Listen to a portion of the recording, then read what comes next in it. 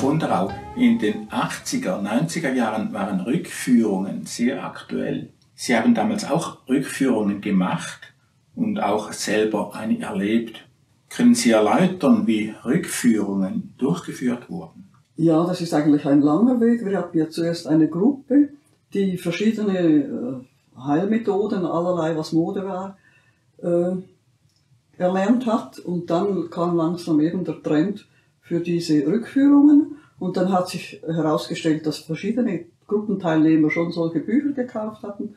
Und wir haben uns sehr seriös vorbereitet, alles genau gelesen, bis wir dachten, ja, jetzt können wir das wagen, dass wir einmal so eine Rückführung machen. Aber ich möchte betonen, muss sehr, sehr seriös sich vorbereiten und wirklich wissen, wie man dann auch zum Schluss kommt und alles sorgfältig wieder abschließt. Und von mir her, da bitte ich auch die guten Geister, dass sie helfen, dass nichts falsch ist.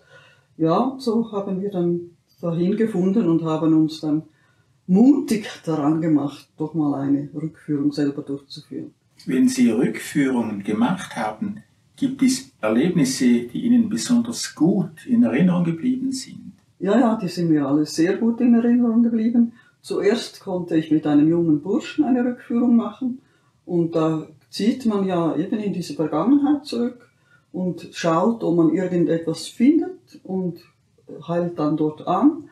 Und der war eigentlich Steinklopfer in einer sehr dünn besiedelten Gegend und hat irgendwie wie in der Werkstatt seines Vaters oder vor der Werkstatt besser gesagt gearbeitet. Und dann habe ich auch Fragen gestellt, wie man das so stellt. Man will vielleicht wissen, in welcher Zeitepoche das war oder so. Aber der wusste sehr, sehr wenig und man hatte auch das Gefühl, er fühlt sich nicht besonders wohl jetzt in jener Inkarnation. Und dann habe ich dann weitergezogen, also wir waren weit weg und dann weitergezogen rückwärts. Aber es ist dann nichts mehr gekommen, also irgendwie haben wir keine andere Inkarnation mehr gefunden, würde der Fachmann sagen.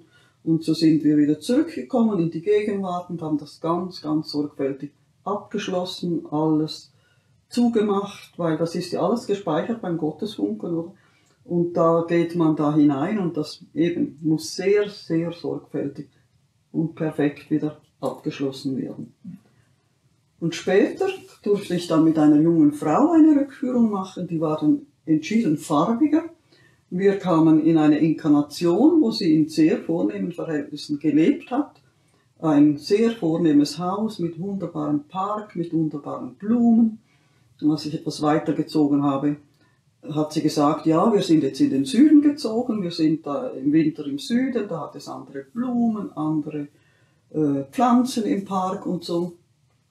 Dann habe ich dann wieder weitergezogen, dann waren sie wieder im normalen Familiensitz und dann hat sie erzählt, sie müsse jetzt einen Mann heiraten, den sie nicht liebe und deshalb habe ich dann sehr weit wieder weitergezogen, um nicht so unangenehme Sachen vielleicht hochkommen zu lassen und dann waren wir plötzlich im Jenseits und dann habe ich nicht so groß herumgeschaut. Heute, mit meinem heutigen Wissen, würde ich natürlich das viel detaillierter machen.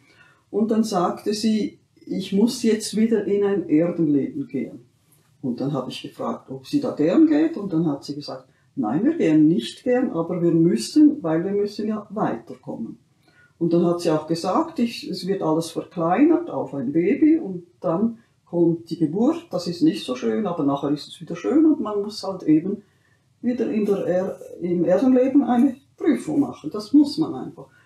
Und dann habe ich wieder etwas weitergezogen, da war sie schon erwachsen, sogar schon verheiratet, in einem ganz einfachen Dorf mit Holzgebäuden, die irgendwie grau verwittert waren. Und dann hatte ich wieder weitergezogen und dann war sie bereits wieder im Jenseits und hat dann geschildert, dass sie auswählen durfte, was für eine Arbeit sie machen möchte in dieser Ebene.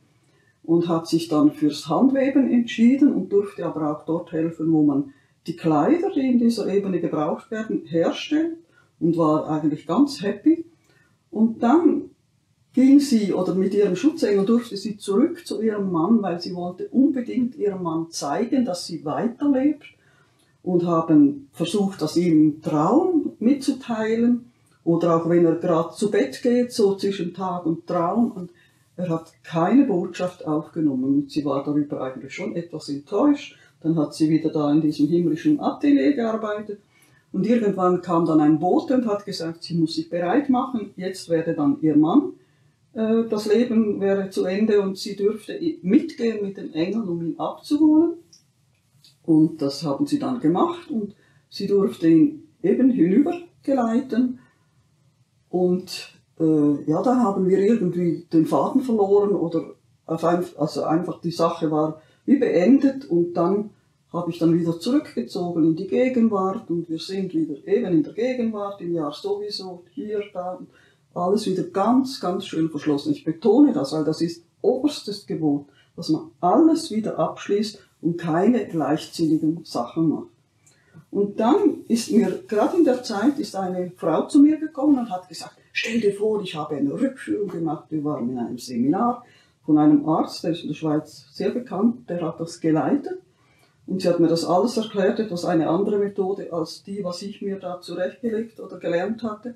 Und sie hat dann erzählt, sie wurde in dieser Inkarnation, die sie angetroffen haben, wurde sie als Hexe verbrannt.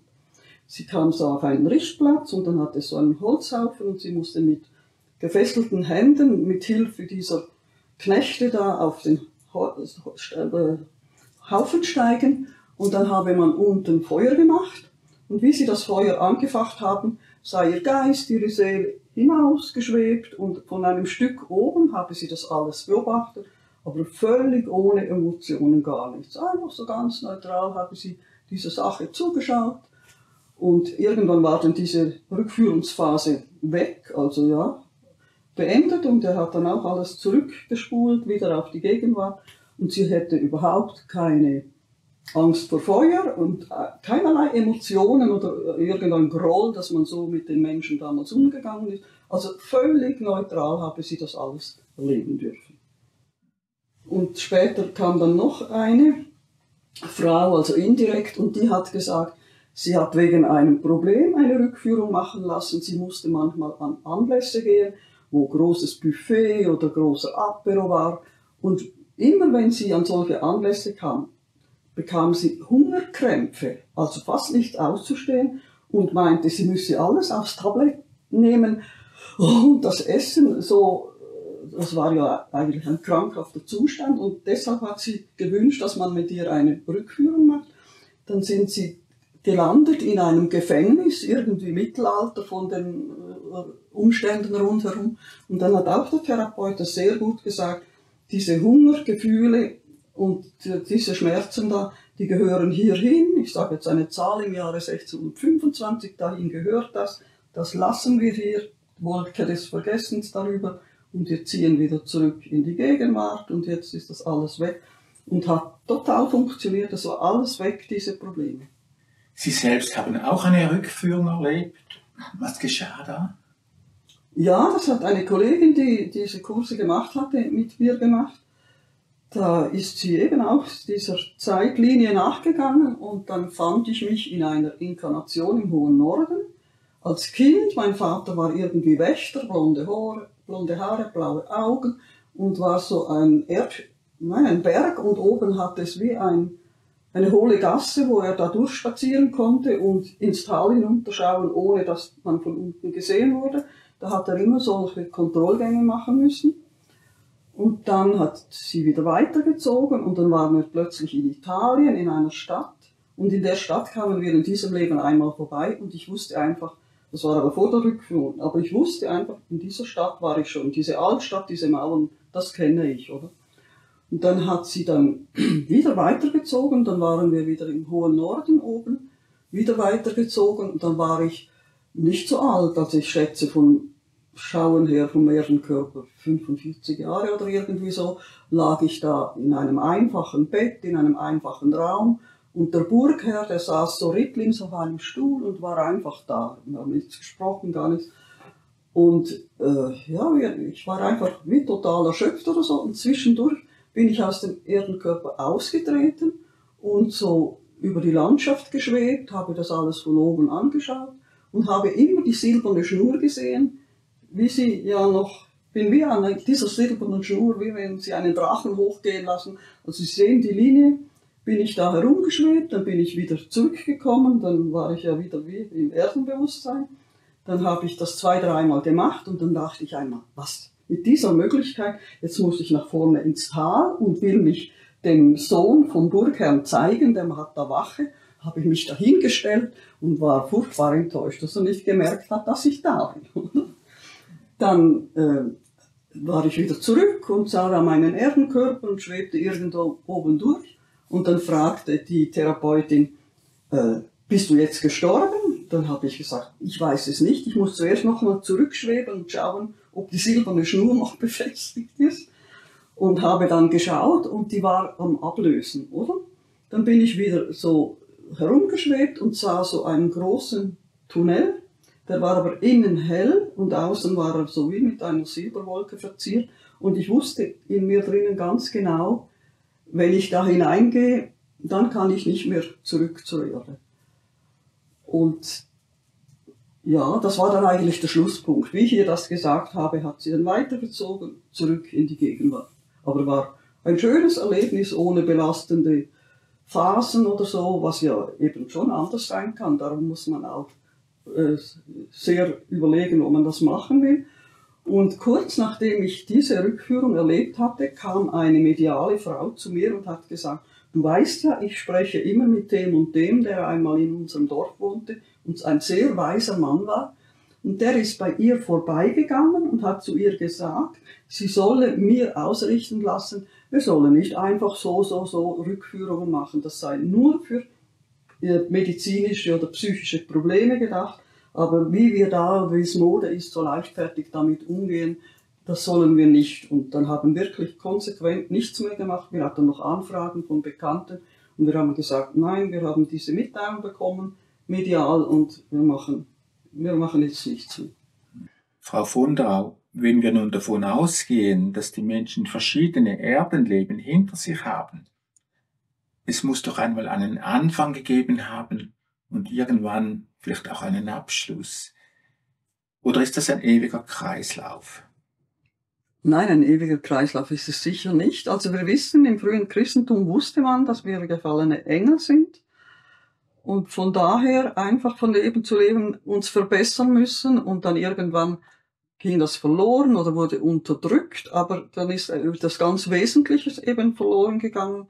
Aber da kommt es her, dass wir nicht recht wissen, wozu wir überhaupt auf dieser Erde sind. Aber wir müssen aufsteigen, von Leben zu Leben zu Leben verbessern. Und ich möchte jetzt das mal mit der so darstellen, wie es eine Krankenschwester mir gesagt hat. Wenn sie ganz sterbenskranke Menschen hat, dann sagt sie, ja, jetzt geht's dann weiter, sie kommen irgendwo in einen Himmel, je nach Leben, in ersten, zweiten, dritten Himmel. Und irgendwo werden sie schon den richtigen Platz finden und dann, dort geht es weiter, sie werden es dann schon sehen. Und sie hat gemerkt, dass diese Schilderung die Menschen wunderbar entspannt und gelassen macht. Dann hat sie gesagt, ja, und dann kommen wir dann in den 7. Himmel.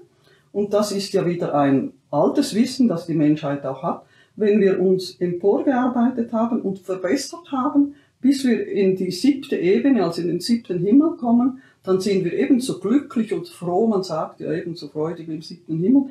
Und wenn wir da sind, müssen wir nachher nicht mehr zurück auf die Erde, um zu inkarnieren und uns zu verbessern, sondern man darf in der geistigen Welt sich weiterentwickeln, bis man so edel und rein ist, dass sie uns auch wieder das zurückgeben, was wir beim Engelsturz verloren haben.